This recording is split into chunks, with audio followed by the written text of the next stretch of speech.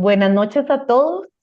Es un placer saludarlos. Mi nombre es Priscila Monterrey. Yo soy neuróloga, coordinadora por FOSEM para Costa Rica y es para mí un gusto tenerlos a todos a ustedes aquí en este curso virtual educativo en su segunda edición que realizamos junto con el equipo del SEMBA. Vamos a tener que el día de hoy vamos a tener una actividad participativa, dinámica, en la que inicialmente la doctora Liliana Patruco, quien es médico especialista en neurología y enfermedades desmielinizantes del SEMBA en Buenos Aires, nos hablará sobre esclerosis múltiple, manejo en embarazo y tratamientos de esclerosis múltiple, y posteriormente el doctor Juan Ignacio Rojas, que es médico especialista en neurología clínica y enfermedades mielinizantes, coordinador de la unidad de esclerosis múltiple de ese centro, del CEMIC, nos hablará un poco sobre manejo de recaídas en la patología del espectro NMO. Agradezco mucho la presencia de ambos, también del doctor Edgardo Cristiano, voy a cederle la palabra al otro coordinador de nuestro país, el doctor Alexander Parajeles Vindas, que tengo el gusto de que ha sido uno de mis mentores, maestro, en este momento neurólogo del Hospital Clínica Bíblica y por mucho tiempo la jefatura del Hospital San Juan de Dios. Le cedo la palabra, doctor Fragel. Un un gusto aquí desde Costa Rica a todos los compañeros, el doctor Cristiano, la doctora Patruque, el doctor Rojas, que siempre ha sido parte de este seguimiento, guía en el estudio de la esclerosis múltiple y todos los que nos están escuchando, lo que son las sesiones clínicas, compartir, esa ha sido la ilusión y ha sido la realidad del grupo de los compañeros de Argentina y un gran agradecimiento desde ya y bienvenidos. La parte mía va a ser coordinar con la residente de primer año la parte de discusión del caso de miastenia gravis y nos vemos luego de las presentaciones de la doctora Patruco y el doctor Rojas. Bienvenidos. Muchísimas gracias, Priscila y Alexander, por las presentaciones, por aclararnos cómo va a ser la actividad en el día de hoy. Y sin más, vamos a dar inicio. Y acá, como ustedes muy bien dijeron, cuando nos preguntamos de qué vamos a hablar en este encuentro y a través de casos clínicos vamos a hablar del manejo del embarazo y los tratamientos en esclerosis múltiple y cómo manejamos el evento agudo o las recaídas en patología del espectro de la neuromielitis óptica. Y arrancamos con el embarazo y arrancamos contando o tratando de mostrar lo que hacemos en el embarazo a través de un caso clínico. Y en este caso clínico les presento a una mujer que es muy joven, que tiene 33 años, que todavía no tenía hijos, que no tenía ningún antecedente familiar ni personal de relevancia, que en el mes de julio del año 2019 ella debuta con un evento que se caracterizaba por una disminución de la agudeza visual en el ojo izquierdo, dolor que se exacerbaba con los movimientos de lateralidad del ojo, tenía un escotoma central, esto tenía 48 horas de evolución. Por supuesto, como era una recaída que afectaba calidad de vida, recibe tratamiento con corticoides endovenosos con una excelente recuperación posterior. De hecho, su agudeza visual estaba conservada. Por supuesto, encontramos un Marcus Boom presente del lado izquierdo y un EDCS que era de 1 dado por hiperreflexia. Por supuesto que en el contexto de una neuritis óptica en una mujer joven, se realizan una serie de estudios para tratar de identificar la posible causa de esa neuritis óptica que por sus características impresionaba ser típica de una patología desmielinizante. Cuando hacemos la resonancia magnética, Vemos la presencia de múltiples lesiones, todas estas son secuencias FLAIR de disposición típicamente periventricular. Tenemos, como en este caso, una lesión que es típicamente yuxtacortical. Cuando se le agregaba el gadolinio, vemos que muchas de esas lesiones descritas realzaban con el contraste y además presentaba a nivel de C3, C4 una lesión bien cortita de topografía posterior. Esta es una secuencia T2, secuencia STIR, y vemos en los cortes que son axiales una típica lesión chiquita, menos del 50% del diámetro de la médula, ubicada a nivel posterior de la médula en los cordones posteriores de la médula. De manera tal y que, resumiendo a esta paciente, una vez que completamos su laboratorio básico, que era normal, se descartaron otras posibles causas. Y después de este primer evento que tuvo, los hallazgos en la resonancia, todos estos criterios de diseminación en tiempo y espacio, la exclusión de diagnósticos alternativos, concluimos que se trataba de una esclerosis múltiple fenotipo recaída y realmente era una paciente de alto riesgo por los hallazgos en la resonancia magnética. ¿Por qué de alto riesgo? Porque tenía alta carga lesional, como lo vimos a nivel supratentorial, tenía mucha actividad inflamatoria, tenía la presencia de lesión a nivel de la médula. En el momento en que se plantea el diagnóstico y comenzamos a discutir las distintas opciones terapéuticas, la paciente en ese momento expresa su deseo de quedar embarazada y en el corto plazo, considerando que ella ya en ese momento tenía 33 años.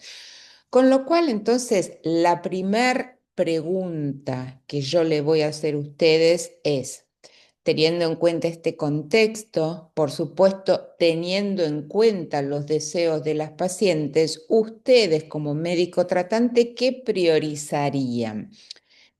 Y acá básicamente me he planteado dos opciones. Estaríamos priorizando iniciar el tratamiento o podemos priorizar el embarazo, porque el embarazo tiene un efecto protector sobre la actividad de la enfermedad. Y si ustedes se fijan en el chat que creó Oivera, muy bien, ya están empezando a votar, tienen las dos opciones para decidir.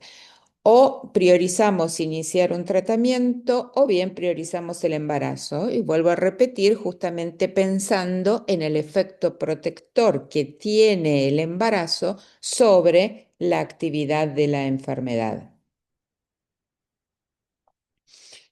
Muy bien, y por los que yo no estoy viendo el chat, Juan, si además aparecen cosas en el chat, vos me la contás.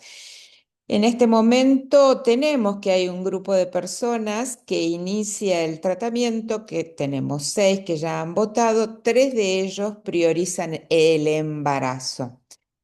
Y en realidad, lo que nosotros sabemos, o por lo menos lo que nos muestra la evidencia, en todos los estudios para ver el comportamiento o el riesgo de recaídas y el embarazo en esclerosis múltiple, vemos que durante el embarazo y sobre todo en el último trimestre hay una caída significativa de lo que es la actividad inflamatoria clínica de la enfermedad, y esta reducción puede llegar a ser hasta del 70%, pero rápidamente, una vez que se produce el nacimiento, hay una actividad marcada de la enfermedad que incluso supera los niveles previos al inicio del embarazo y que vuelve a alcanzar los niveles previos al embarazo alrededor del año aproximadamente.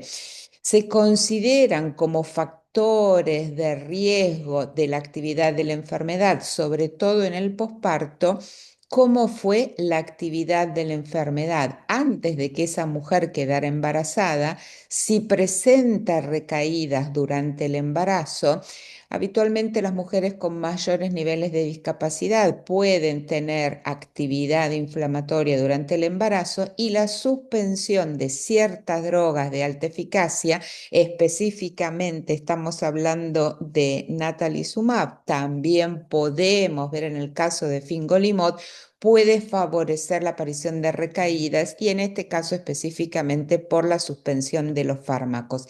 Entonces, y en todos los casos, en una mujer que es naive de tratamiento, como era nuestra paciente y que desea quedar embarazada, es importante porque indudablemente el embarazo no logra, y sobre todo en pacientes con enfermedad activa como es ella, controlar más allá de los cambios inmunológicos que se producen en la actividad de la enfermedad, es prioritario iniciar el tratamiento.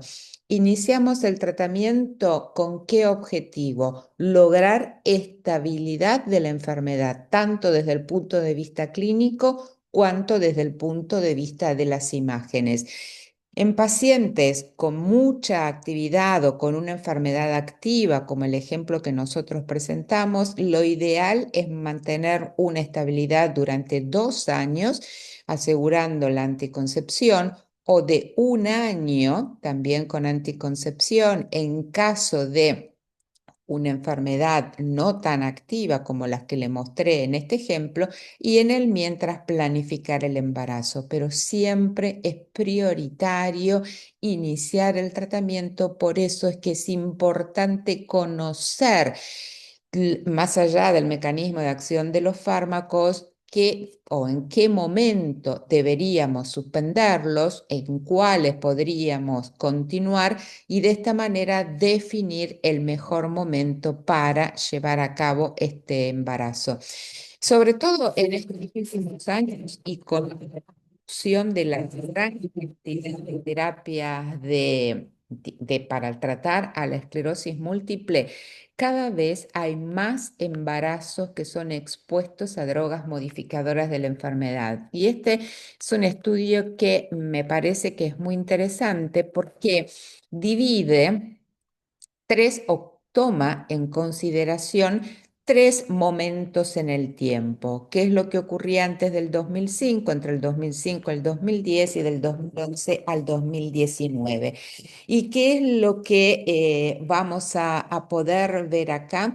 Cómo aumenta marcadamente, sobre todo en el último periodo de tiempo, donde prácticamente la mitad de los embarazos habían sido expuestos a distintas drogas modificadoras de la enfermedad, o bien no se habían hecho los periodos de washout. O sea que la gran mayoría de los embarazos, y sobre todo en estas últimas décadas, son embarazos expuestos. Y si miramos los datos del registro alemán de esclerosis múltiple, fíjense que baja, que era la proporción de embarazos no expuestos, solamente 1/3 de los embarazos, y la gran mayoría de las pacientes estaban bajo tratamiento al momento de la concepción, y de este grupo de mujeres, prácticamente 1/3 de ellas estaban siendo expuestas a drogas de alta eficacia.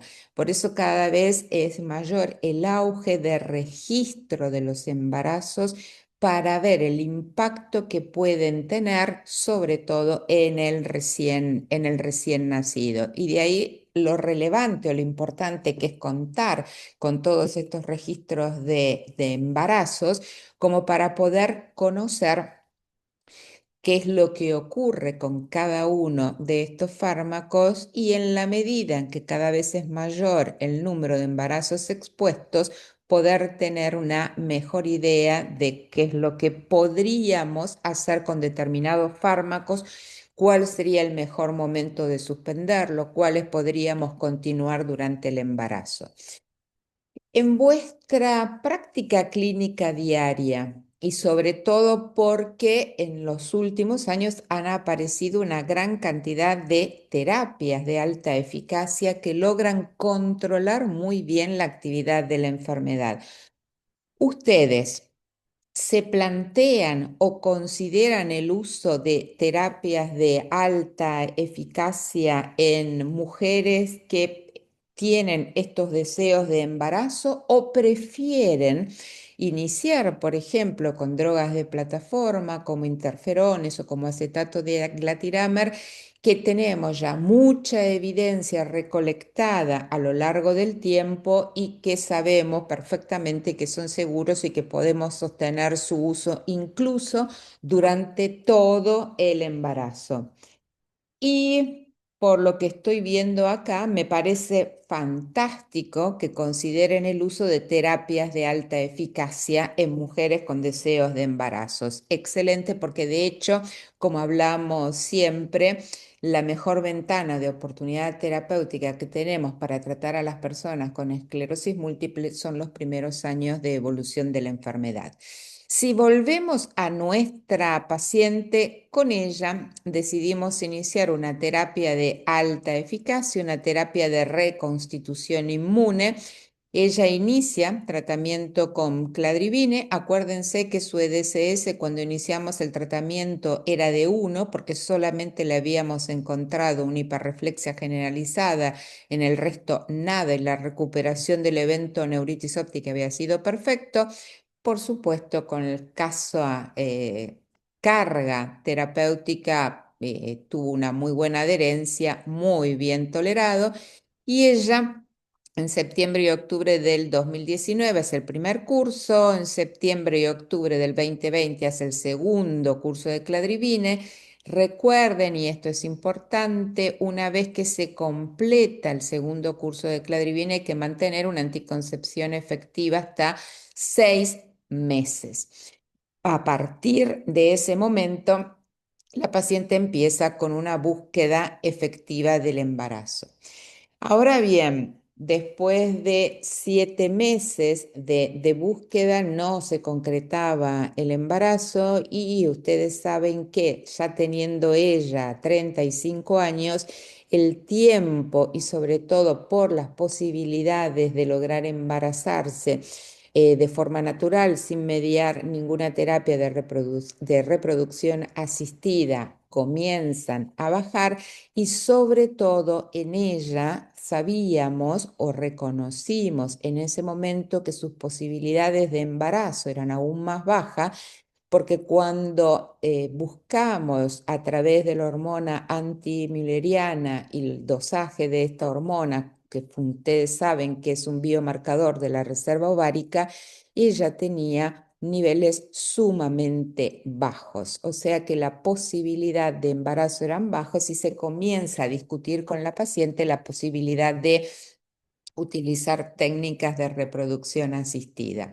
Entonces, volviendo a ver a nuestra paciente, como no era posible búsqueda efectiva de embarazo, ella se somete a fertilización in vitro. Esto lo hace durante los años 21 y 22 y por supuesto hacíamos resonancias encefálicas de control a intervalos regulares y esos intervalos eran una vez por año, en donde no habíamos visualizado ni aumento de carga lesional ni ninguna evidencia de actividad inflamatoria.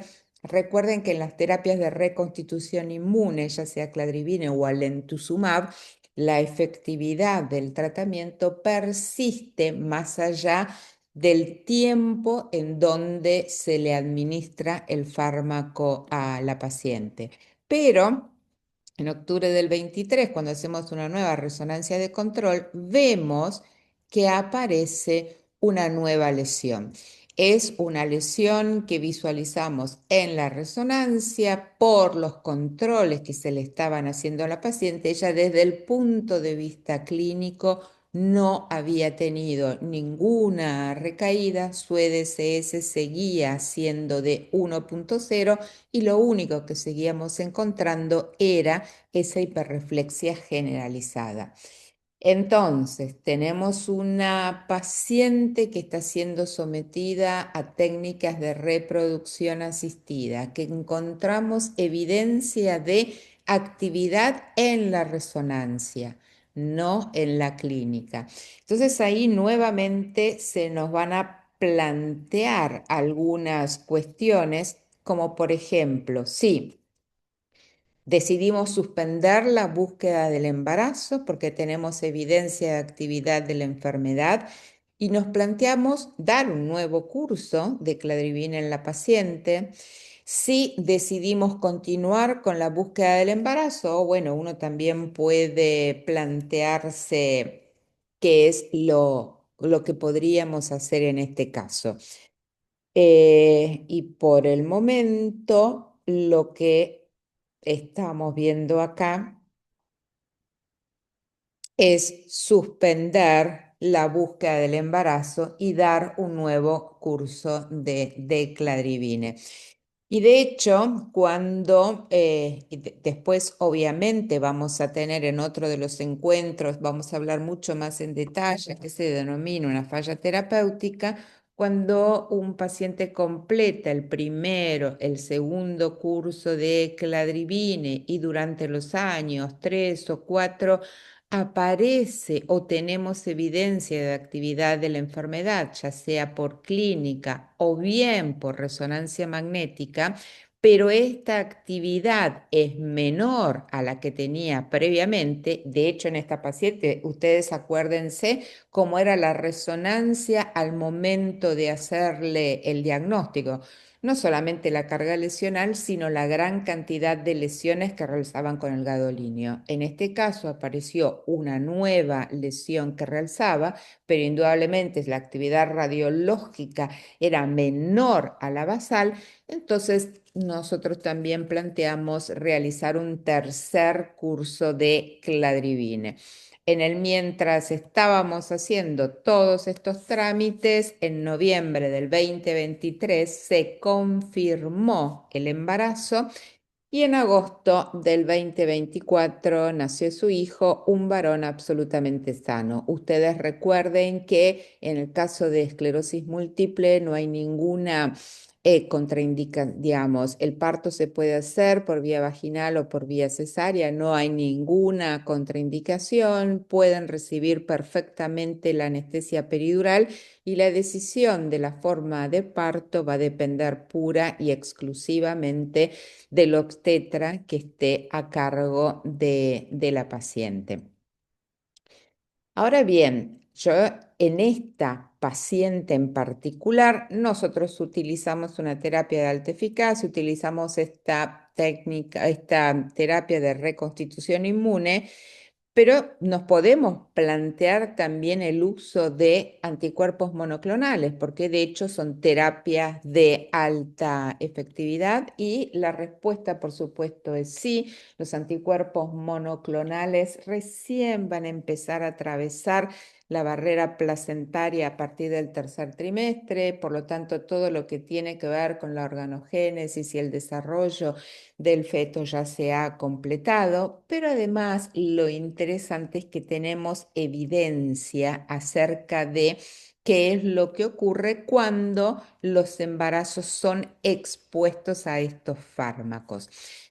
Porque obviamente en este caso estamos hablando, por ejemplo, de natalizumab, de un medicamento cuya administración se hace en forma continua cada 4 semanas o eventualmente cada 6 u 8 semanas cuando utilizamos los esquemas extendidos.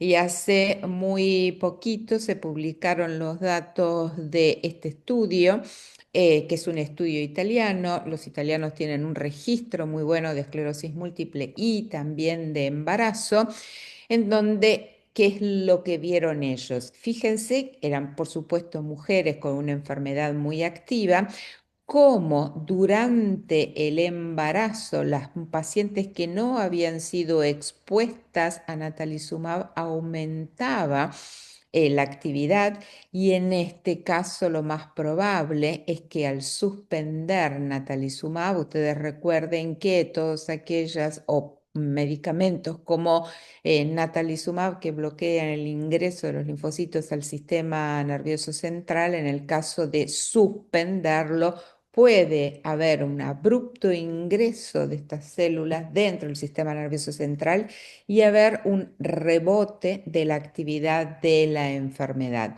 Las que lo podían sostener durante un tiempo en el embarazo, si bien era un poco menor, también tenían esta evidencia de actividad marcada, y aquellas pacientes que habían sido expuestos durante periodos, y ahora vamos a ver hasta cuándo, del embarazo, claramente bajaba esta actividad inflamatoria. Y lo que sabemos actualmente es que en el caso de que hayan elegido natalizumab para tratar a las pacientes, no es necesario ningún periodo de lavado, no necesitamos suspender el tratamiento, lo podemos continuar perfectamente y sobre todo en pacientes. Un ejemplo es la paciente que nosotros presentamos hasta la semana 30, 34 del embarazo, promedio 32, incluso como para tratar de mantener la efectividad del fármaco y proteger a la paciente y tener una menor exposición fetal, podemos espaciar las infusiones a cada 8 semanas, cada 6 o cada 8 semanas. La gran mayoría recomienda actualmente cada 8 semanas, y reiniciarlo tempranamente una vez que se ha producido el parto, entre la semana 8 y la semana 12 del posparto. Una de las mayores preocupaciones era qué podía ocurrir con los recién nacidos, porque hubo varios casos descriptos de anemia o trombocitopenia. En esta cohorte italiana, así como también en otras, vieron que es un porcentaje muy bajo de recién nacidos que presentaron anemia, un 6% solamente, y en esta cohorte no se registró ningún caso de trombocitopenia. Con lo cual, esto podría, digamos, o los resultados de estos trabajos lo que hacen es aumentar nuestra confianza en el uso de determinados fármacos y en este caso de natalizumab durante el embarazo. Con respecto al emtuzumab, es una terapia de reconstitución inmune, con lo cual, al igual que lo que yo les mostré recién en el ejemplo de Cladribine, podemos completar los cursos de tratamiento y después del que pasen 4 meses de haber recibido la última infusión, la paciente ya puede comenzar con la búsqueda del embarazo. Y siempre decimos que la efectividad del fármaco persiste aun cuando dejemos de administrárselo. Y fíjense en estos ejemplos, qué es lo que ocurría con la tasa anualizada de recaídas. Obviamente, pacientes muy activas reciben los 2 años de tratamiento con alemtuzumab, la actividad inflamatoria clínica se mantiene muy baja durante el embarazo, e incluso ese efecto protector persiste una vez que ya se ha producido el parto, que dijimos que es el momento en donde suele observarse este incremento de la actividad inflamatoria y en donde las recaídas pueden aumentar hasta en un 70% respecto del basal, con lo cual también dentro de anticuerpos monoclonales con este mecanismo de acción es una buena terapia como para elegir en estas pacientes muy activas, poder hacer que completen su tratamiento y después persistir con esta actividad. Sí, obviamente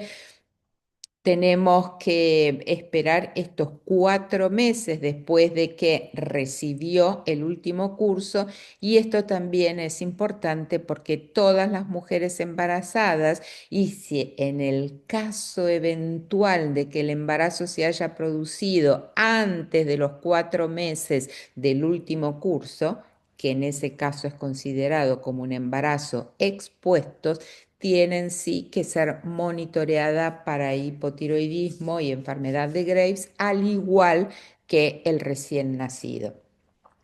En el caso de los anti-CD20, si nosotros nos guiamos por lo que aparece en el prospecto del medicamento y por las recomendaciones de la agencia europea o la agencia americana, EMA o FDA, en el caso de ocrelizumab tendríamos que esperar 12 meses según EMA, 6 meses según la FDA. En el caso de ofatumumab tendríamos que tener un periodo de washout de 6 meses después de la última administración. Lo mismo ocurre con ublituximab. Estas son las indicaciones de las agencias regulatorias. Sin embargo, se ha ganado mucha experiencia con el uso de los anti-CD20. Entonces, las recomendaciones actualmente están cambiando. Como vemos, estas son las recomendaciones de la Asociación Inglesa de Neurología. Estas son recomendaciones de expertos y en estas recomendaciones participaron expertos no solamente de un país, sino de muchos países, fundamentalmente en Europa, en donde lo que se plantea es que uno se puede plantear continuar con el tratamiento y de manera ininterrumpida hasta tanto se confirme el embarazo. Con lo cual, estas serán las recomendaciones oficiales. Esto es lo que nos muestra la experiencia y probablemente, como ocurrió en el caso de muchos otros medicamentos, eso termine impactando también en estas recomendaciones y ser cambiadas.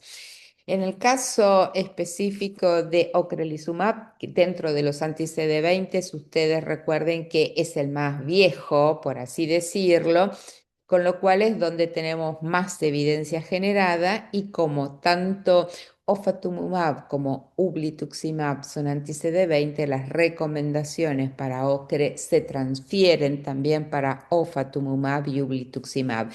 Es interesante porque ocrelizumab tiene dos estudios en donde ya empezaron hace tiempo atrás, pero se empiezan a mostrar algunos de los resultados y de hecho en el American Academy de este año se empiezan a mostrar los primeros resultados de Minore y de Sopranino. Ambos estudios lo que quieren ver es el impacto que tiene en el recién nacido, en el caso de Minore por la transferencia placentaria, en el caso de Sopranino por la transferencia a través de la leche. ¿Y qué es lo que se estuvo mostrando ahora en el American Academy? En el caso de Minore, donde estamos hablando de transferencia placentaria, y en este caso transferencia placentaria es que el embarazo se produjo dentro de la ventana de los 6 meses desde la última infusión. Eso es a lo que se llama embarazos expuestos. Ocrelizumab era indetectable en el cordón umbilical en la gran mayoría de los recién nacidos y también en el suero ya a partir de la semana 6 de vida, en prácticamente casi en el 100% de los pacientes. Si bien una de las preocupaciones que podían tenerse era que al tratarse de embarazos expuestos, esto pudiera producir una reducción en los niveles de células B. En este caso, más allá de que el número es por el momento todavía bastante bajo, el 100% de esos recién nacidos tenían niveles de células B por encima del límite inferior normal y esto fue la determinación que se hizo a la semana 6. Y en lo que respecta a los datos que por el momento tenemos de Sopranino y que esto está relacionado a qué pasa en la transferencia en la leche, son mujeres que amamantan.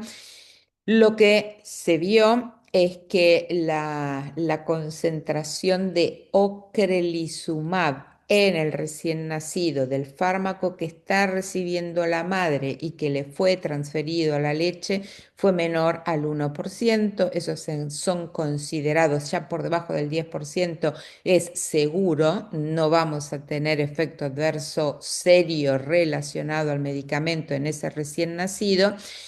O sea que la concentración o los niveles de ocrelizumab van a ser muy bajos y son indetectables ya 30 días después de que la madre recibió la infusión. Y también en este caso, el límite o el impacto del fármaco sobre las células B del recién nacido no era significativo. Con lo cual, esto da mayor seguridad en cuanto a sostener el tratamiento hasta tanto se confirme el embarazo de la madre y eventualmente permitir también la lactancia si esos son los deseos de la paciente. Por eso es que, y como para sacar algunas conclusiones de esta primera parte, hablar acerca de lo que tiene que ver con planificación familiar y embarazo es cada vez más importante. ¿Por qué?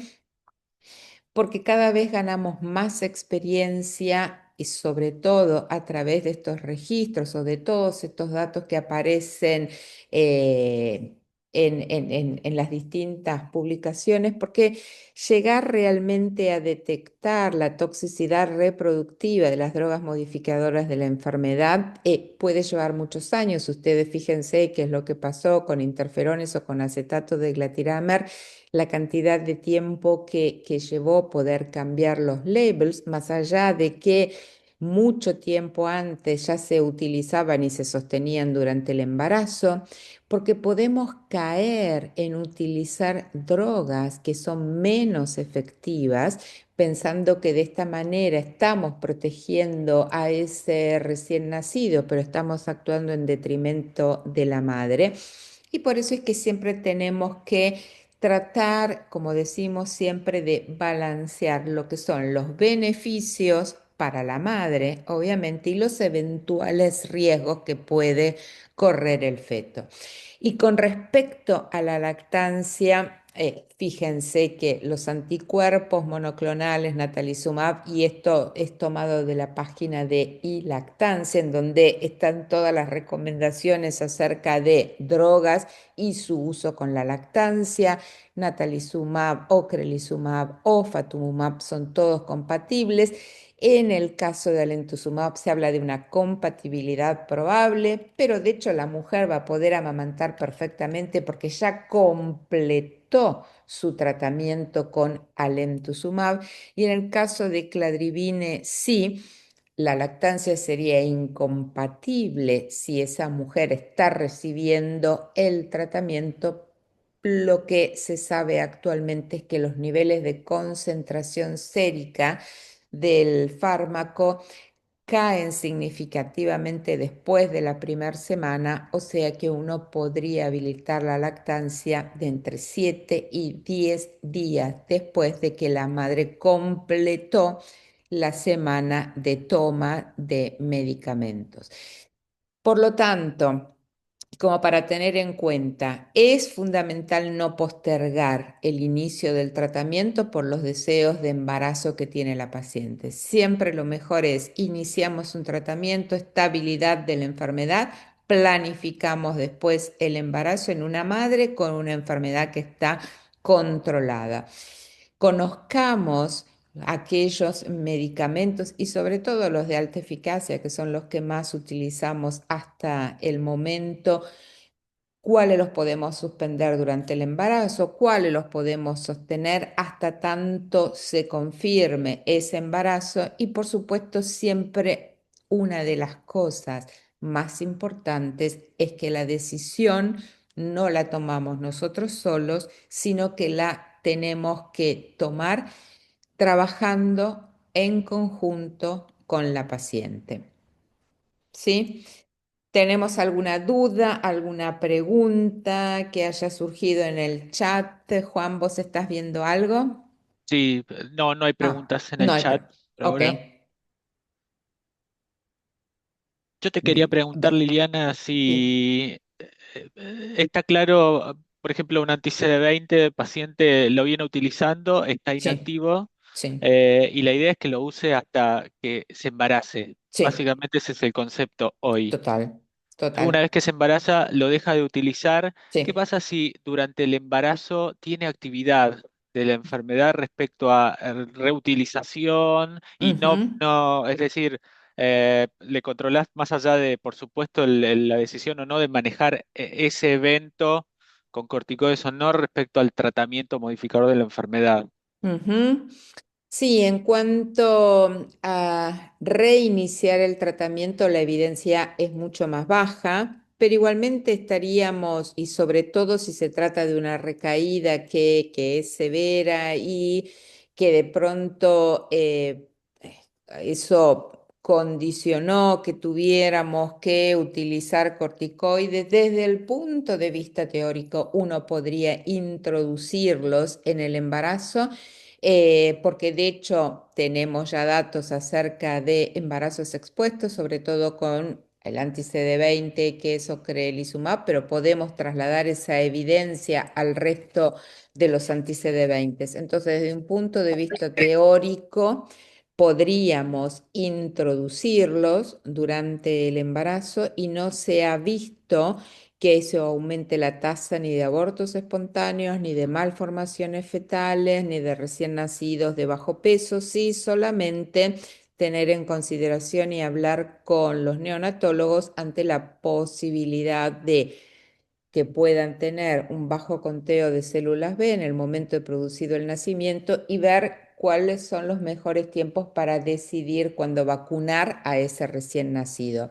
Desde un punto de vista teórico podría hacerse, no es mucho la evidencia que tenemos hasta el momento. Claro. Ujú. Yo quisiera hacer una pregunta, Liliana, si me lo permites. De hecho, Pero por quiero supuesto. transmitirte una duda, que surgió en una paciente muy similar a la que presentaste, que Ujú, tenemos por acá, y era el hecho de la presencia de problemas o afectación de la capacidad de fertilidad ujú. posterior al uso de medicamentos, principalmente a tratamientos de inducción, ¿verdad? Entonces, acá habíamos tenido cierta discusión sobre algunas teorías, precisamente por el caso que presentaste, si me pudieras dar tus consideraciones al respecto. Sí, por supuesto. Salvo con mitoxantrone que lo utilizamos, sí, como una terapia de inducción bastantes años atrás, eso sí podía impactar en la fertilidad de la mujer. El resto de las drogas que se están utilizando ahora para tratar la enfermedad no impactan sobre la fertilidad. Pero bueno. En caso de que la mujer no pueda concebir en forma natural, tenemos que recurrir a terapias de reproducción asistida. Hace un tiempo atrás, lo que se había visto era que con cada intento fallido aumentaba claramente la actividad, tanto clínica cuanto inflamatoria, desde el punto de vista de las imágenes de la enfermedad, sobre todo dentro de los primeros 3 meses post-inducción que se le hizo. Eh, pero la mayor parte de esos estudios o en la mayor parte de esos estudios se habían suspendido los tratamientos, con lo cual probablemente eso era la causa con tanto el uso de agonistas cuanto antagonistas. En los tiempos actuales, sobre todo con todas las publicaciones que aparecieron en el año 23 y en el año 24, en donde se sostienen los tratamientos mientras se hacen la inducción en las distintas técnicas de fertilidad, no se vio que se incrementara ni con el uso de agonistas ni con el uso de antagonistas. Preferiblemente, si vamos a recomendar un tipo de inducción, es con antagonistas. Si no se puede, por el motivo que fuere, se pueden usar agonistas, antagonistas, y como vamos a sostener los tratamientos, no hay mayor riesgo de actividad inflamatoria de la enfermedad. Así que con tranquilidad eso también. Muchas gracias. De nada, Priscila. ¿Más preguntas o seguimos? Yo no estoy viendo nada. No, no hay otras en el Seguimos. chat. Dale. Perfecto. Y ahora vamos a hablar acerca del manejo de las recaídas en espectro de neuromielitis óptica. Espectro de neuromielitis óptica, recuérdense que incluyen a aquellos pacientes que son AQP4 positivos y los pacientes con anticuerpos MOG. Con lo cual, primero les voy a contar 3 casitos clínicos y después discutiremos cómo los tratamos y por qué los tratamos de esta manera. En el primer escenario, esta es una mujer de 48 años que en marzo del 21 hace un episodio de disminución de la agudeza visual en el ojo izquierdo con algo de dolor, pero discreto a la movilización ocular. ¿Qué es lo que llamaba la atención en el examen físico de esta paciente? Que tenía una visión visión bulto, perdón, en el ojo izquierdo con un fondo de ojo que era normal y en la resonancia de cerebro, secuencia FLAIR, no encontrábamos ningún tipo de alteración, pero claramente teníamos en este caso una extensa lesión en el nervio óptico izquierdo que involucraba los 2 tercios posteriores y que llegaba hasta la zona del quiasma. Se completan los laboratorios. Esta paciente había sido punzada dentro del protocolo de estudio de mujer con una neuritis óptica, no tenía bandas oligoclonales y los anticuerpos anti-AQP4 por células transfectadas resultaron positivos. Por lo tanto, es una paciente con un espectro de neuromielitis óptica AQP4 positiva. Estaba cursando una recaída. Acuérdense de eso, neuritis óptica, visión bulto de ojo izquierdo. Este era un varón que ya tenía diagnóstico conocido o espectro de NMOA AQP4 positivo, estando bajo tratamiento con azatioprina, hace un episodio de disminución de fuerza muscular en ambos miembros inferiores. Paraparesia, con esta hiperreflexia generalizada, una hipopalestesia con un nivel C4 a nivel bilateral, síndrome medular con una muy extensa lesión, más de 3 segmentos a nivel de médula cervical, con realce. Es un realce parcheado, desprolijo. Fíjense, una lesión que involucra más del 50% del diámetro transverso de la médula, el realce con el contraste paramagnético. Segundo caso, mielitis extensa, una paraparesia importante. La primera paciente, visión bulto. Este segundo paciente, una paraparesia 3 en 5, lo cual altera significativamente la marcha. Y nuestro tercer escenario, una mujer joven que en agosto del 2019 hace una disminución de la agudeza visual en ambos ojos, desatura los colores y un dolor moderado a la movilización ocular, y esto tenía unos 4 días de evolución, con una disminución importante de la agudeza visual en ambos ojos, con una papilitis bilateral. En esta paciente teníamos los anticuerpos anti-MOG por células transfectadas. Como no teníamos o no contábamos con títulos en ese momento, nos cercioramos de que los anticuerpos AQP4 fueran negativos y fíjense la extensa lesión que tenía a nivel de los 2 nervios ópticos que realzaba con el gadolíneo. De manera tal que nuestro tercer ejemplo es un MOGAD, que debuta en un paciente adulto con una neuritis óptica, que es la forma más común de presentación. Muy bien, 3 recaídas. Los 2 primeros pacientes, AQP4 positivos, una neuritis óptica con visión bulto, el otro una mielitis extensa. Nuestro tercer ejemplo, una mujer con una neuritis óptica bilateral. Entonces, ¿ustedes piensan que en estos pacientes las recaídas las tenemos que tratar o no, porque el tratamiento acorta la duración de los síntomas, pero no influye sobre el grado de recuperación final.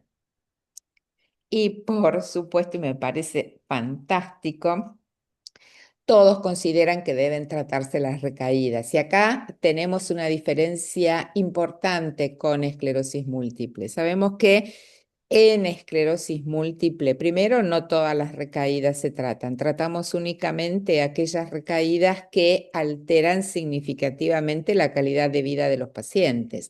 Y también sabemos que el tratamiento con corticoides acorta la duración de los síntomas, pero no impacta en el outcome final. Entonces, yo también estoy súper de acuerdo con ustedes con que las recaídas tienen que ser tratadas. Muy bien. Entonces, si piensan que hay que tratarlas, ¿qué estrategias van a usar? Corticoides, hacen plasmaféresis, plantean la asociación de corticoides más plasmaféresis, por ejemplo, o bien utilizan inmunoglobulinas endovenosas. Eso siempre, por supuesto, también está sujeto a la disponibilidad de las distintas estrategias terapéuticas en los países. Entonces, muy bien.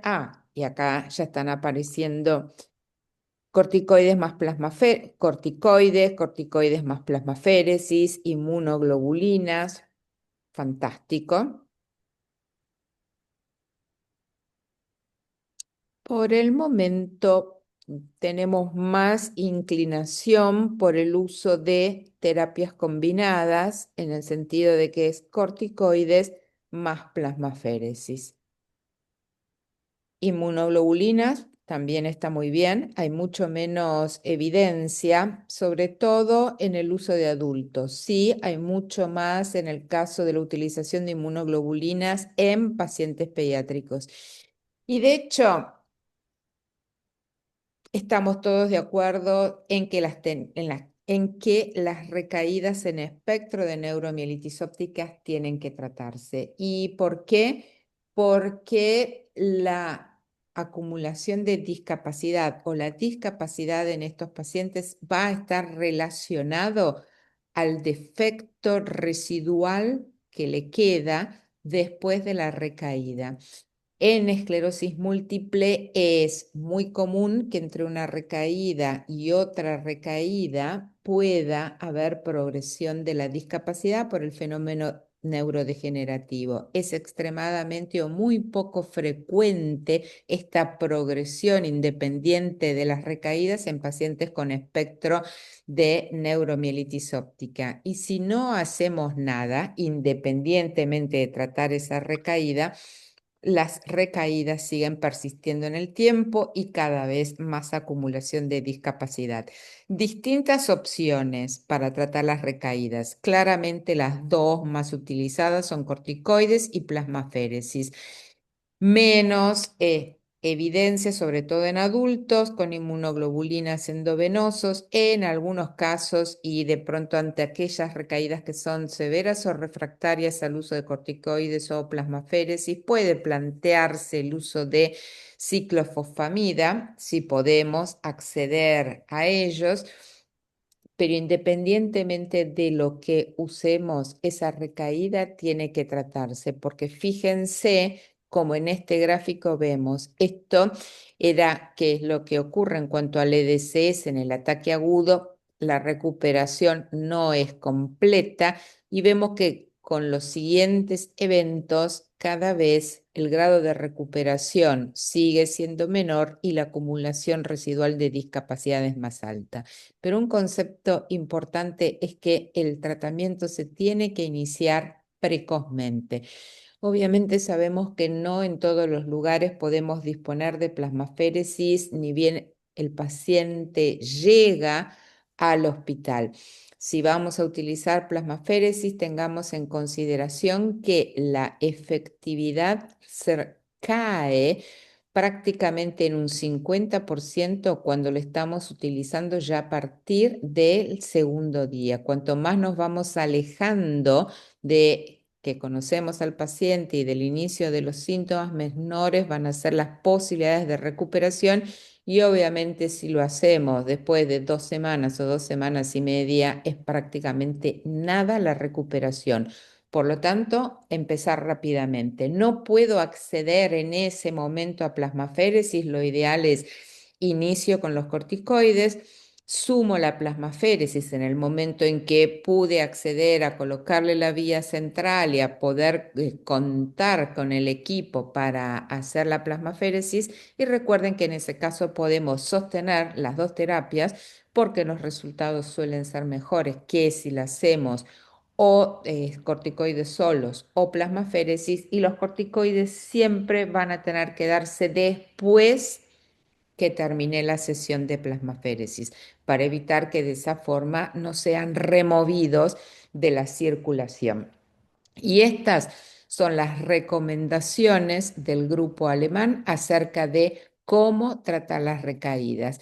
Iniciamos con altas dosis de corticoides, rápidamente le agregamos lo que es plasmaféresis o inmunoabsorción, agregándoles o sosteniendo el uso de los corticoides. Y lo otro que es importante, una vez que completamos el ataque, ¿cuántas plasmaféresis? Bueno, pueden hacerse 5 o incluso hasta 10 días.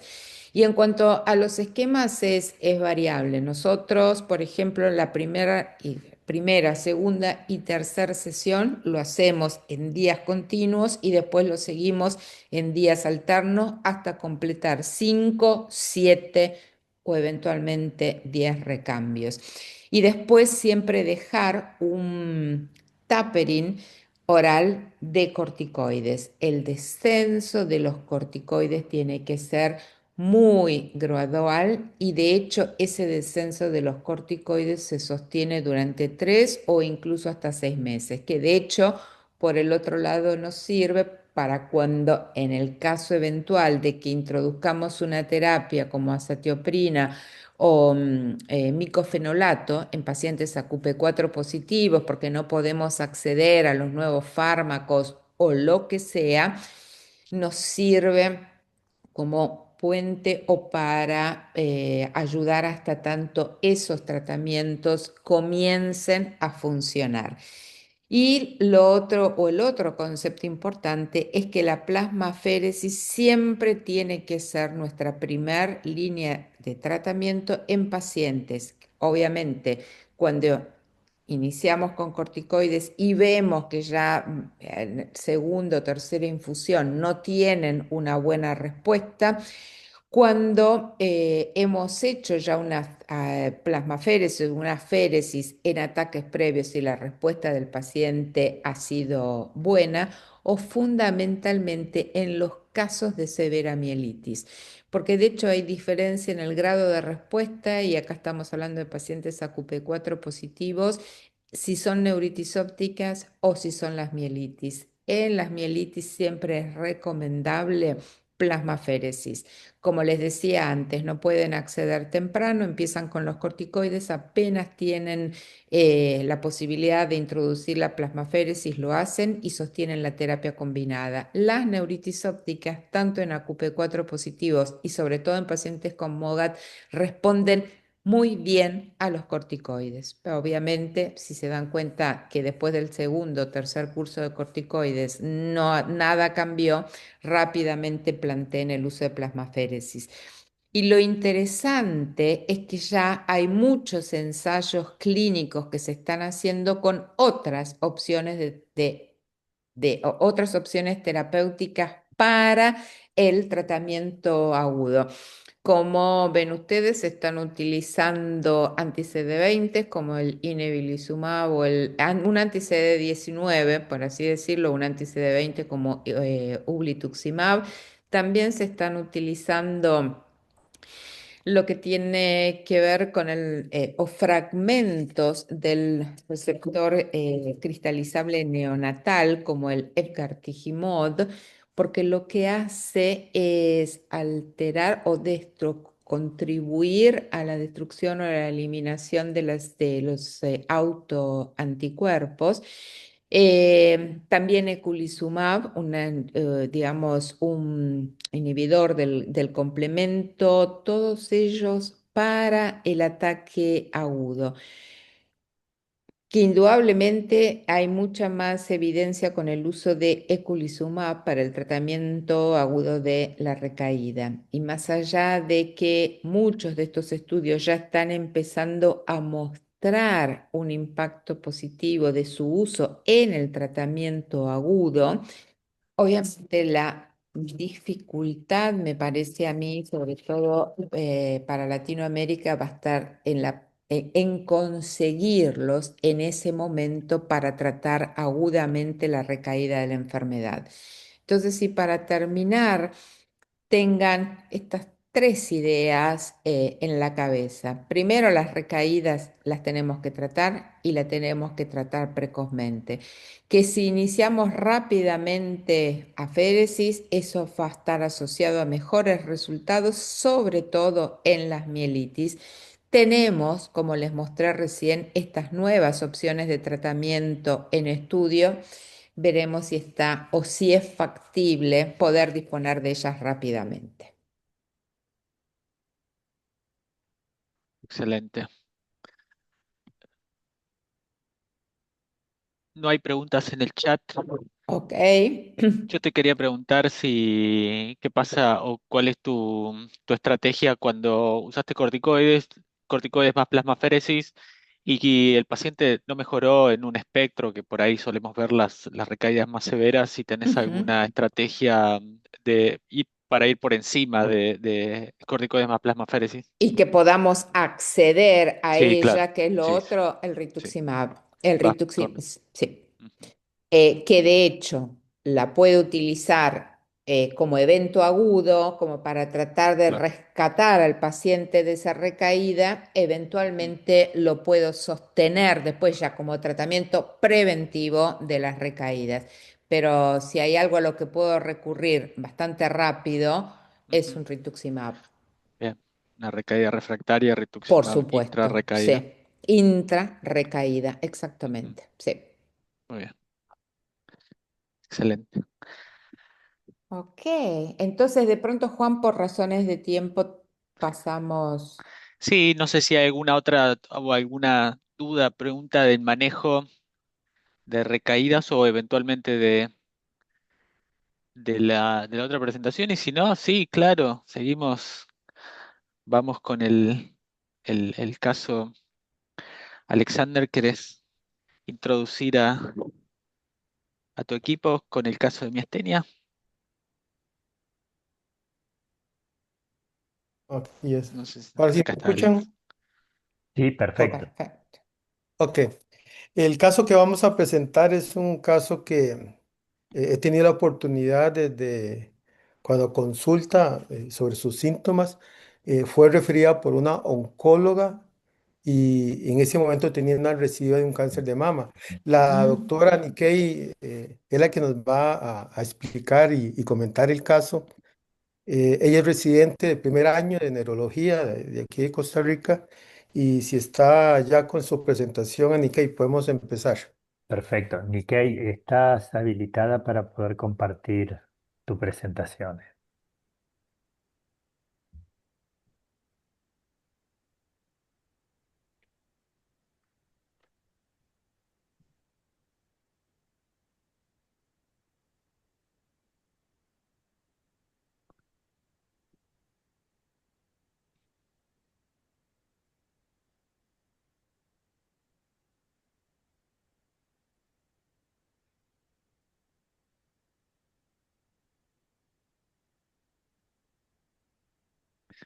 Perfecto. Adelante.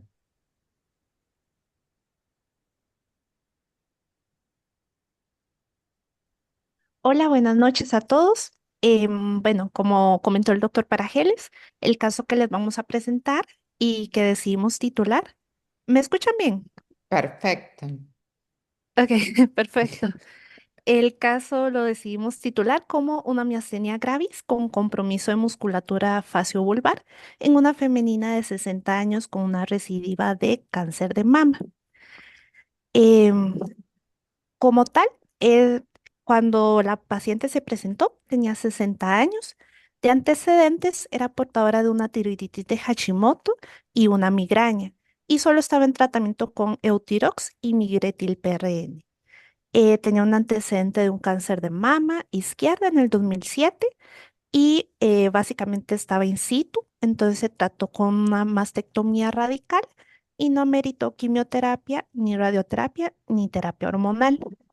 Para lo que es marzo del 2023, donde empezó la historia de esta paciente, empezó con sospecha de una recidiva de su neoplasia y los estudios que se le realizaron, en la biopsia se documentó un cáncer de mama hormonosensible. En ese momento se empezó tratamiento con letrozol. A su vez, la paciente inició con una clínica caracterizada por disartria, disfagia fluctuante y episodios de diplopia ocasional, debilidad de músculos orbiculares, y esos síntomas se exacerbaban al comer. En ese momento se empezaron a plantear 4 diagnósticos diferenciales, lo que fue la carcinomatosis meningia, un síndrome paraneoplásico, una miastenia gravis vulvar o un efecto farmacológico de los inhibidores de aromatasa. Para el primer diagnóstico diferencial, aquí sí les quería acotar un poco sobre la carcinomatosis. En general, se ha descrito principalmente en neoplasias sólidas, más que todo cáncer de mama, cáncer de pulmón, lo que es el melanoma, e incluso algunas neoplasias gastrointestinales. Se ha descrito casi que en un 8% de la población que sucede y es característico la afectación de varios pares craneales. Por orden de frecuencia se afecta mucho lo que son los nervios oculomotores, generando una clínica de diplopia. También se afecta mucho lo que son el nervio facial y el nervio, lo que es el vestibular y el óptico, generando más que todo clínica de diplopia, lo que es pérdida visual, generalmente unilateral, lo que es la hipoacusia y el tinnitus. Y también hay afectación de los pares glosofaringeo y vago y también el trigémino. Y mucha de la clínica es relacionado a disfagia, disfonía y lo que es la neuralgia del trigémino. En el caso de nuestra paciente, se ampliaron estudios para resonancia que estaba normal y un líquido cefalorraquídeo con una citología que estaba normal. En ese momento se descartó lo que era ese diagnóstico. Posteriormente se planteó un síndrome paraneoplásico. Sí, acá también les quería acotar un poco sobre el síndrome paraneoplásico. Generalmente se presentan en neoplasias principalmente del timo, para lo que son los síntomas miasténicos. Sin embargo, se ha descrito un pequeño porcentaje, principalmente 1 o un 2%, en neoplasias extratímicas, principalmente en cáncer de mama y cáncer de pulmón. En nuestra paciente, pues los síntomas bueno, los síntomas miasténicos iniciaron concomitante con lo que fue el diagnóstico de la recidiva de cáncer. Entonces, en este caso, pues no se pudo descartar o confirmar del todo si estábamos ante un síndrome paraneoplásico. En cuanto a los efectos de los inhibidores de la aromatasa, realmente no se ha descrito ningún caso en la literatura y no hay como algún estudio que apoye que sea algún efecto secundario del tratamiento hormonal que se asocie con algún síndrome miasténico. Entonces, en este caso, este otro diferencial también se descartó. Y propiamente para lo que es la miastenia gravis vulvar, se extendieron los estudios. Se realizó un test de Jolie que estaba positivo, un TAC de mediastino que no tenía datos de timoma y se hicieron los anticuerpos, eh, los que salieron positivos, tanto para el receptor de acetilcolina como para el receptor anti-MuSK. En este momento, pues nuestra paciente se diagnosticó con una miastenia gravis vulvar, doblemente seropositiva. Acá les quería acotar un poco sobre la miastenia gravis doblemente seropositiva. Se ha descrito muy pocos casos de ello, realmente corresponden como a un 5% de los casos. Y bueno, ella tiene varias características particulares. Dentro de los casos que se han logrado describir y que se han hecho pues varios análisis de los fenotipos, se ha visto que realmente es muy variable, a como puede haber una clínica propiamente vulvar. También se han visto casos de miastenia propiamente generalizada. También tiene mucha variabilidad con relación a las crisis miasténicas, a cómo se puede presentar al inicio del diagnóstico de la enfermedad, siendo de semanas a unos cuantos meses. También se ha presentado más tarde en el transcurso de la evolución de la enfermedad. Para lo que es la respuesta al tratamiento, también se han reportado diferentes variabilidades. Lo más común es que no tengan una buena respuesta a lo que son los anticolinestéricos, y tampoco a las gamaglobulinas. Se ha visto que sí tienen muy buena respuesta a lo que es el uso de rituximab, pero realmente sigue siendo que el fenotipo es muy variable en estos casos. Acá les quería colocar lo que es pues, la electromiografía, el reporte que se nos dio. Em, Aquí sí quería acotar como la parte ya propiamente del diagnóstico que nos ponen los compañeros, que hay que descartar como primera posibilidad el antimus.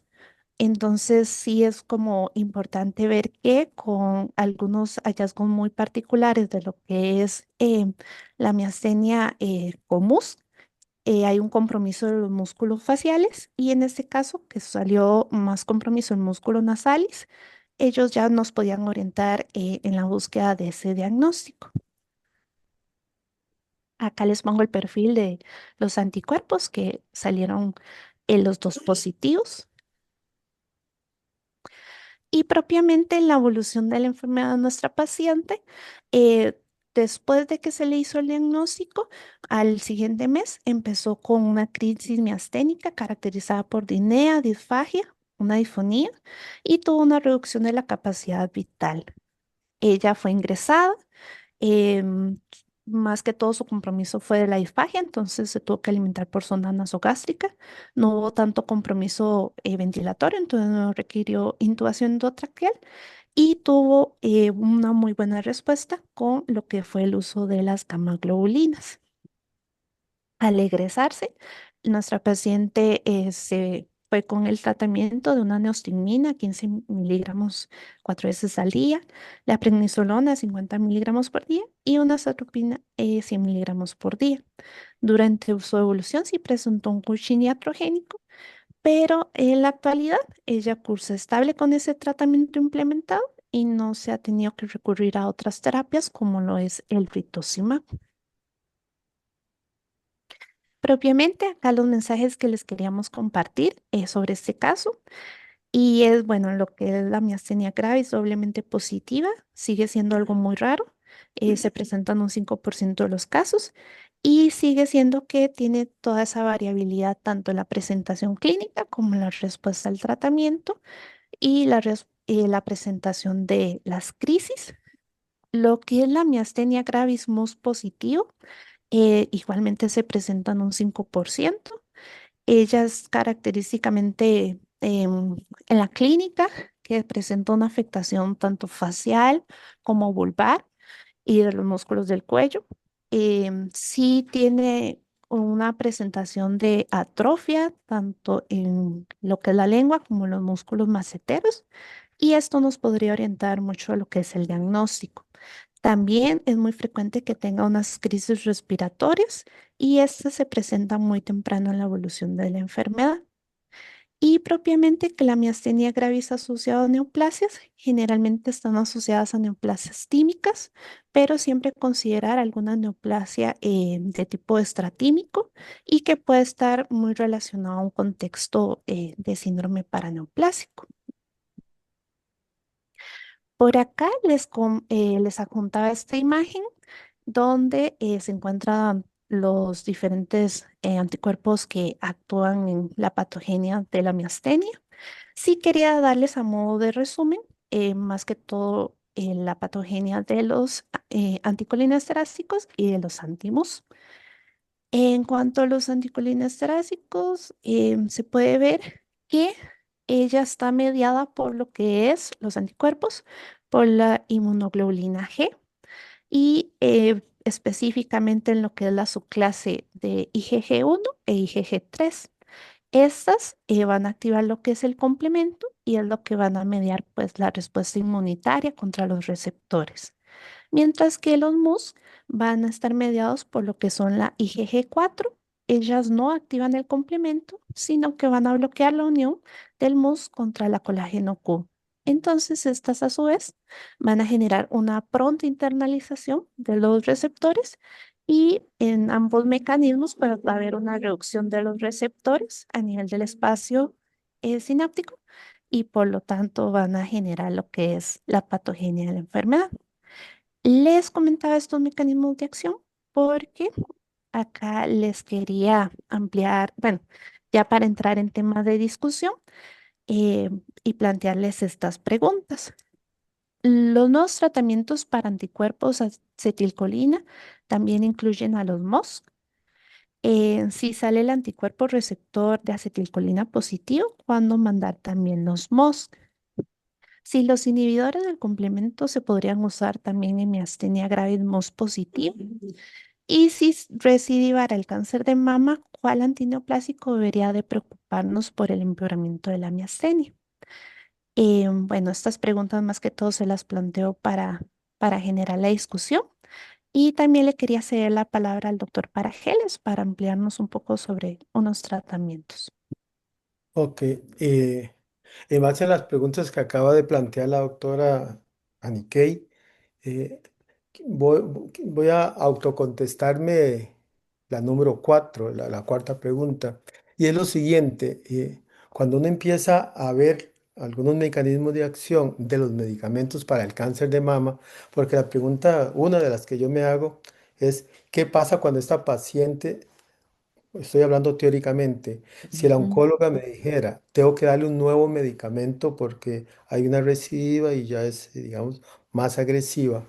Una de las posibilidades de tratamiento es lo que están viendo en la diapositiva, que es los inhibidores de punto, que se llama.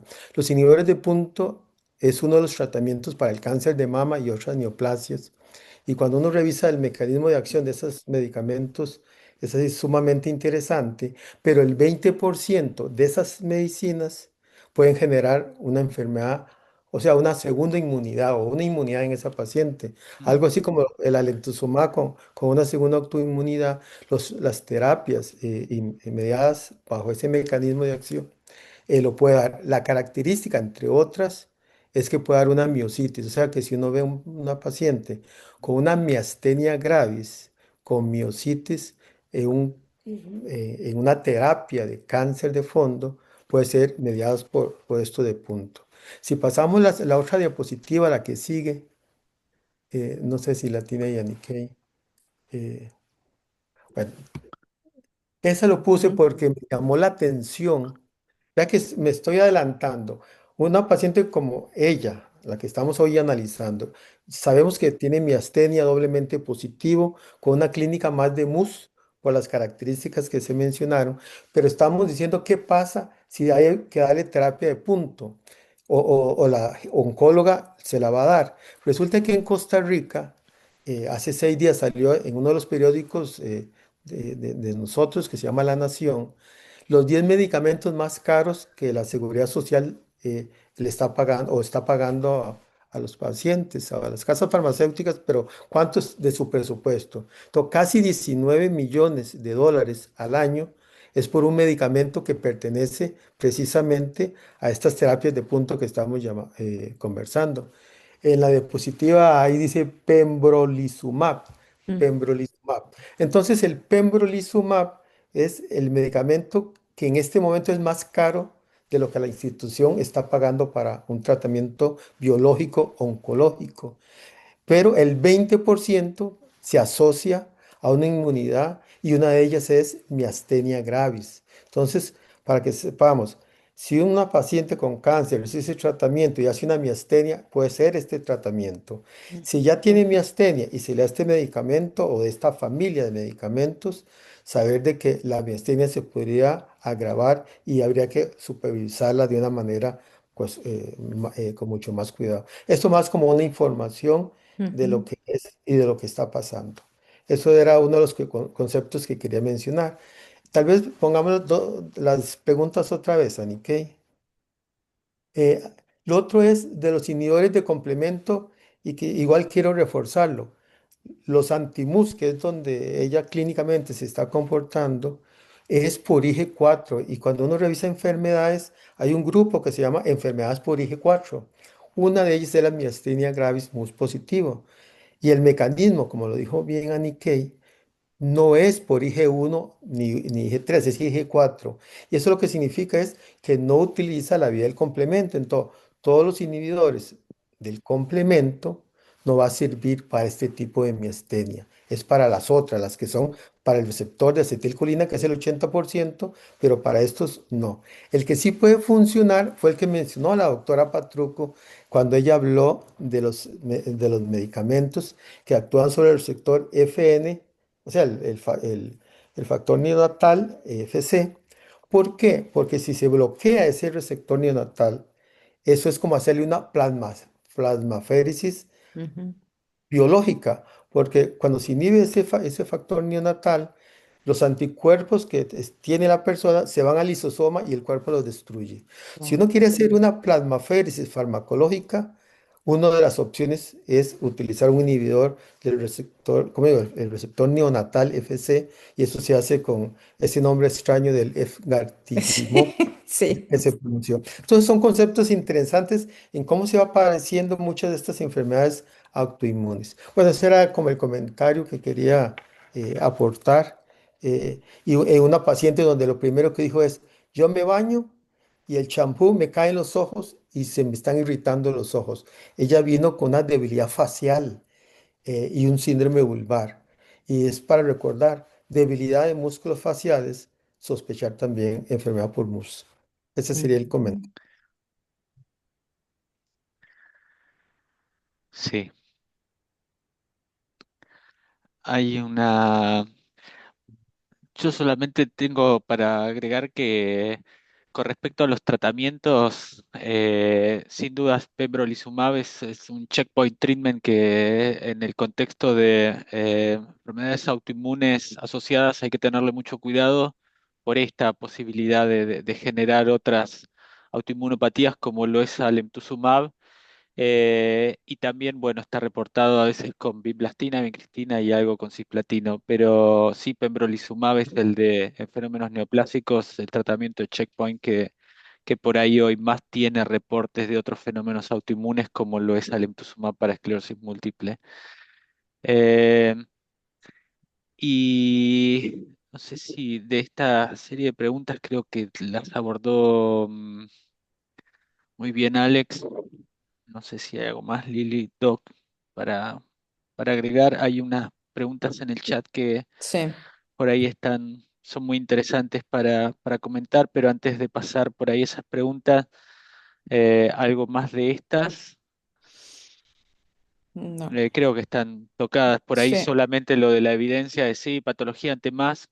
Hoy los tratamientos anticomplementos no están recomendados, no tienen evidencia y cuando se las ve fisiopatológicamente, no, el tratamiento es rituximab, la miastenia Ujú, antimasa es rituximab.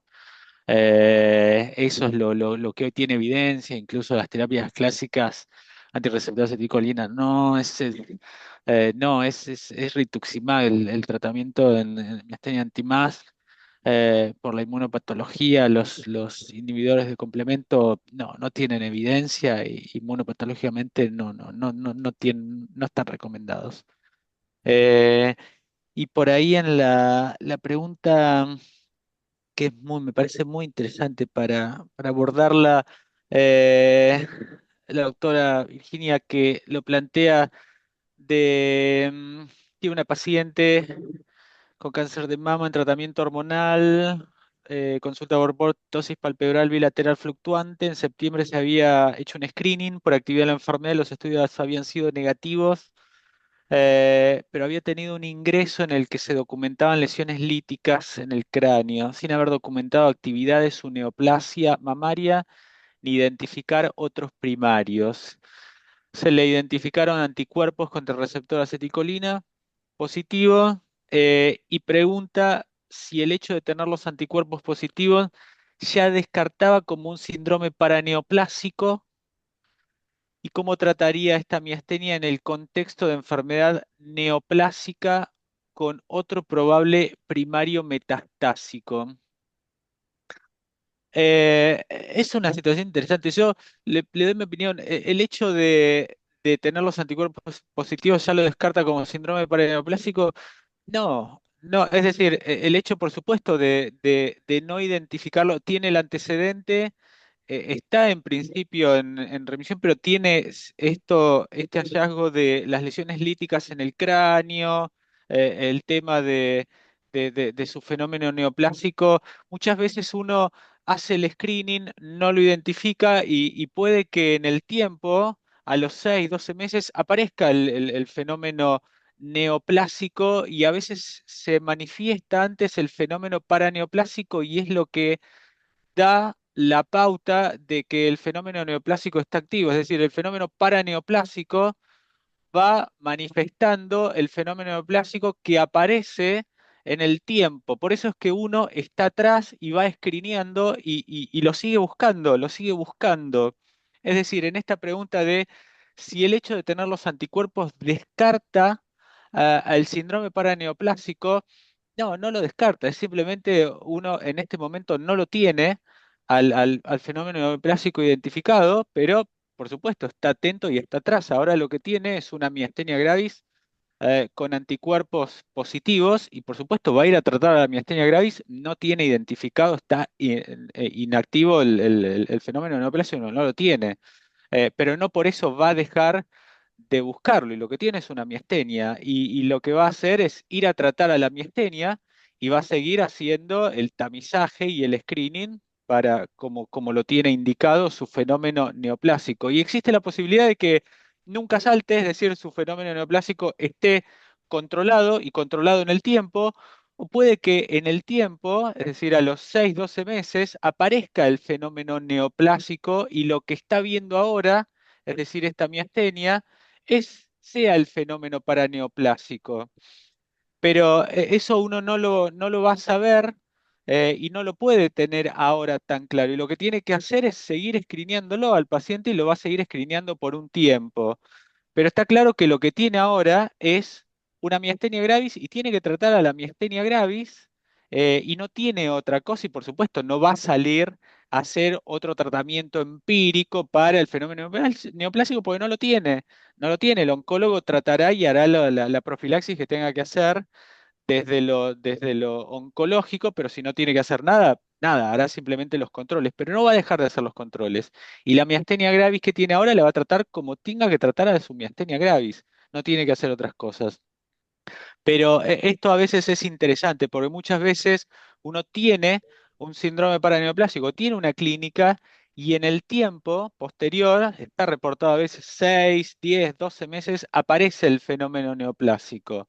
Y se va manifestando antes el fenómeno paraneoplásico, pero uno, bueno, lo que tiene que hacer es tratarlo en ese momento a lo que tenga, ya sea una mastenia, a veces tiene una enfermedad del espectro de Nemours, u otra clínica y seguir escrineando si tiene esa sospecha de que pueda estar desencadenada por un fenómeno neoplásico que ya sea esté oculto o lo tuvo en algún otro momento y lo va a seguir buscando a través del screening más sensible que pueda llegar a tener para identificarlo si es que aparece en algún momento.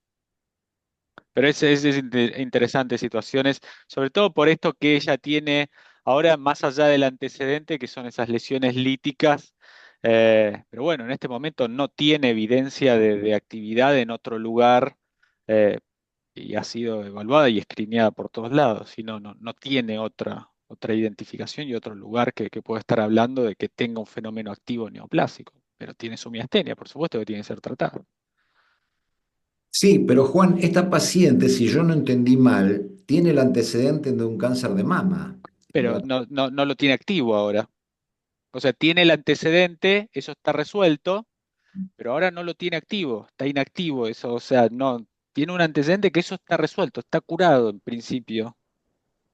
Sí, bueno, pero yo creo que sin mirar la citología de esas lesiones líticas en la calota, uno no puede descartar que esos no sean metástasis, supongo, no, estoy hablando un poco como oncólogo que no lo soy, pero yo creo que si uno no tiene la citología de esas lesiones líticas de la calota, no puede descartar que estén en relación con su cáncer primario, ¿no? Pregunto. Bueno, si eso es una metástasis, por supuesto, eso no está inactivo. Su fenómeno Mm, neoplásico no está inactivo. Ah, Siempre estamos hablando de que su tumor primario está inactivo. Es decir, tengamos en cuenta alguien que hizo un fenómeno neoplásico en algún momento y se curó, tiene todo el derecho del mundo en su historia de vida de hacer un fenómeno autoinmune, ya sea una psoriasis, una miastenia gravis, una enfermedad del espectro neumónico, y no por eso va a ser un fenómeno paraneoplásico de lo que tuvo en algún momento que pueda haberlo resuelto. sí, pero Estamos hablando de alguien que lo haya resuelto. Por supuesto que insisto, tiene lesiones líticas activas claro, para claro. No, por supuesto, si esas lesiones líticas se biopsian y son metástasis, su fenómeno neoplásico no está curado. no, Está seguro. claro que eso, lo que tiene ahora su miastenia gravis, puede ser, puede ser un fenómeno concomitante, ¿sí?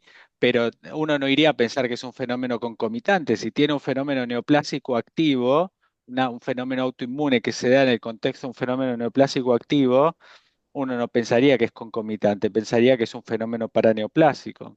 Está Claro, claro que estamos hablando de alguien que justamente tendría que tener su fenómeno neoplásico curado. Si no, lo que uno pensaría es que es un fenómeno paraneoplásico. claro. Por supuesto. Hay una pregunta de Humberto también, no sé si la llegaron a ver, No. que él plantea que un Guillain-Barré en su variante vulvar atípica puede ser un Mm, diagnóstico diferencial a tener en cuenta en sus inicios. Por supuesto que sí, Sí. ujú. por supuesto que sí, pero yo creo que hay muchas cosas que lo diferencian. Por empezar, el estudio del líquido cefalorraquídeo, ¿no? Como primera cosa a Sí, Sí. tener en cuenta. Y acá después Humberto dice que en variantes atípicas de ambas enfermedades, o sea, de Guillain-Barré y miastenia, el estudio neurofisiológico es útil, claro. obviamente, porque va a presentar el efecto o el efecto de Joly, que es el potencial decremental, Ujú, formación repetitiva, en el caso de miastenia graves, no así en el caso de Guillain-Barré, y dice, pues se han descrito casos de Guillain-Barré con anticuerpos antiacetilcolina positivos. Sí, bueno, pueden haberse descrito, pero yo creo que es un porcentaje ínfimo de pacientes con Guillain-Barré con anticuerpos antiacetilcolina positivos y bueno, en esos pacientes deberán extremarse los estudios complementarios como para saber a qué atribuir los síntomas, ¿no? Yo esta pregunta no sabría contestarla con exactitud. No sé si alguien puede eh, de- decirnos qué hacer en pacientes de casos de Guillain-Barré con anticuerpos de acetilcolina positivos, teniendo en cuenta que ante un Guillain-Barré vulvar no es lo primero que pedimos anticuerpos antiacetilcolina, ¿no? Mm. La Sí, pregunta es muy interesante el caso, sí. sí. pero yo creo que, no sé, me parece muy infrecuente, por lo Mm. menos en la práctica clínica, o por lo menos nosotros no lo vemos porque no No. le pedimos anticuerpos a estos pacientes. Sí, no, porque de hecho, bueno, como la clínica ya es tan orientadora a un Guillain-Barré, digamos, Sí. vulvar, vos lo que hace, y sobre todo si los estudios neurofisiológicos te plantean, y el hallazgo en el líquido cefalorraquídeo, que se trata de una variante vulvar de Guillain-Barré, vos tratás eso, no, no estaría saliendo a buscar el tema de los anticuerpos, ¿no? Más allá de que haya casos reportados, obviamente. Mm, sí. Yo Y a quería tal vez veces, hacer una aclaración que creo que hubo una confusión porque la doctora Rodríguez, Humberto fue el que planteaba lo del Guillain-Barré, pero la doctora Rodríguez sí lo planteaba como una miastenia y ella quería solicitar en este caso saber nosotros a nivel institucional, pues realmente nos dejan plataforma, azatioprina o micofenolato. ¿Qué recomendarían ustedes en ese caso, si siendo una miastenia que ella pedía como la colaboración de qué medicamento podía utilizar? Lo del diagnóstico del Guillain-Barré fuera como un diagnóstico diferencial, pero a la doctora Rodríguez le parece más que es una miastenia en este caso. ujú. ¿Qué podía ella utilizar? Que veo que ella lo que nos pregunta es que si usarían la azatioprina o el micofenolato, que es lo que tenemos a disposición. A mí me da la impresión que con la azatioprina hay mucha Eh, evidencia con la mm. cual es un fármaco que es accesible, más allá de que sea, digamos, de plataforma, porque obviamente hay nuevas opciones terapéuticas, hay mucha evidencia, buena evidencia acerca de control de enfermedad con azatioprina. Si pueden acceder a ambos, mi opinión empezaría con azatioprina. Sí, coincido. Sí, sí. Incluso, bueno, también desde la experiencia y lo que más hemos usado, Sí, sí, cierto que no sí, manejamos tanto sí. miastenia, pero sí, Sí, pero hasta tanto aparecieron los nuevos fármacos, de sí, hecho, el tratamiento con miastenia era azatioprina, ¿no? Así que me parece que es más que prudente en este contexto, así que está fantástico. Muchísimas gracias. No sé si alguien tuviera algún otro comentario. Agradecer montones a la doctora Rodríguez por su caso tan Mucho, interesante que nos trajo sí, tanta discusión. sí, A la doctora Badilla y al doctor Parajeles por este caso súper interesante y incentivar a la doctora Badilla que por favor reporte este caso, está demasiado sí. interesante, vale la pena, es un gran caso y lo presentó de una forma extraordinaria. Mis felicitaciones también a la doctora.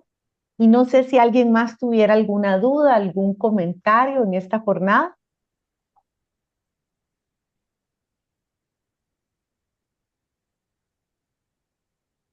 Bueno, en este caso, yo quisiera primeramente agradecer al equipo de Semba que nos acompaña hoy por esta oportunidad maravillosa. Han sido realmente espectaculares los temas, el refrescamiento, el debate. Muy agradecida a la residente, al doctor Parajeles, que nos trae en este caso y sobre todo a todos los que nos han acompañado durante Ujú. estas casi 2 horas. Muchísimas gracias. Y bueno, sería por hoy lo que tendríamos en esta jornada. sí. Feliz noche a todos y un Muchas placer gracias. estar con ustedes. Igualmente. Muchas Buenas gracias, noches. Priscila, Alex. Un Muchas abrazo a todos. gracias. Que Muchas estén muy gracias, Gracias. Vera. bien. Buenas Un noches abrazo a a todos. todos. Buenas Hasta noches. luego. Gracias. Un Hasta abrazo. luego. Un Ok. abrazo. Chao.